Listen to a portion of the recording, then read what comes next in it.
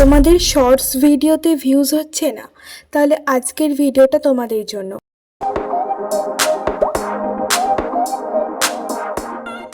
আজকের ভিডিওতে আমি দেখাবো কিভাবে সঠিক নিয়মে তোমরা ইউটিউব শর্টস আপলোড করবে, যেটা করলে তোমরা লাখে মিলিয়নে ভিউজ পাবে, তাও আবার একটা ভিডিও থেকেই।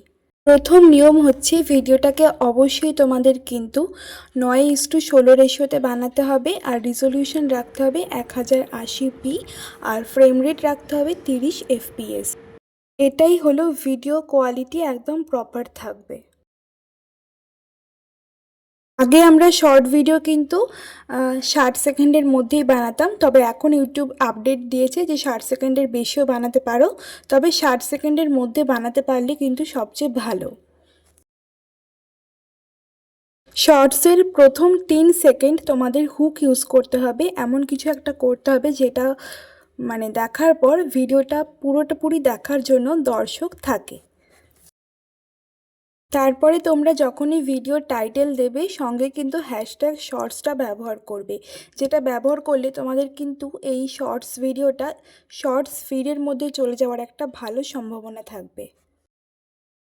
শর্ট ভিডিওর যদিও কোনো থাম্বনেল বলে কিছু হয় না, তবুও ভিডিওর ইন্টারেস্টিং অংশটা তোমরা কিন্তু ভিডিওর থাম্বনেল হিসেবে ব্যবহার করতেই পারো।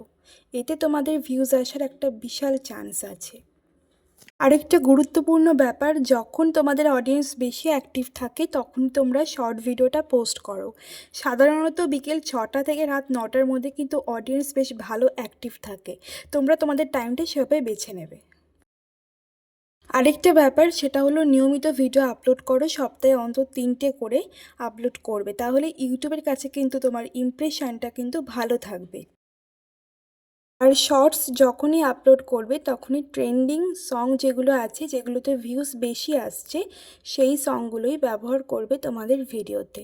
এই কটা নিয়ম তোমরা যদি ভালোভাবে ফলো করতে পারো তাহলে তোমাদের শর্ট ভিডিও কিন্তু বেশি দিনও লাগবে না ভাইরাল হতে।